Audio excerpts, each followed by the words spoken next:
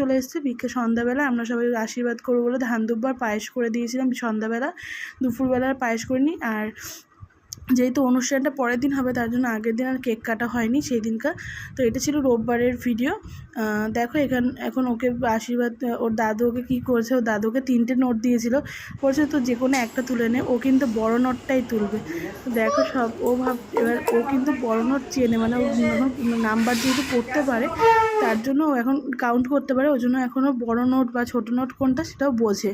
তো তারপর ওর মধ্যে আমাদের ফ্রিজ চলে এসেছিলো, কারণ আমাদের ফ্রিজটা খারাপ হয়ে গেছিলো, বারবার ভেঙে যাচ্ছিলো, আর ঠিক করতে গেলে মিনিমাম 15 দিন লাগবে, আর টাকাও অনেক লাগবে। তার জন্য আর কি আমরা ওই ফ্রিজটাকে বিক্রি করে দিয়ে একটা নতুন ফ্রিজ নিয়েছি। আর এদিকে মেয়েকে দেওয়া হয়েছে, এবার দেখো মেয়ে কোনটা তুলবে। প্রথমে নেবে না, লজ্জা পাচ্ছিলো, কিন্তু লাস্ট পর্যন্ত বড় নোটটাই নিয়েছে। দেখেছে 500 টাকার নোট ছিল, 20 টাকার নোট ছিল, আর 100 টাকার নোট ছিল।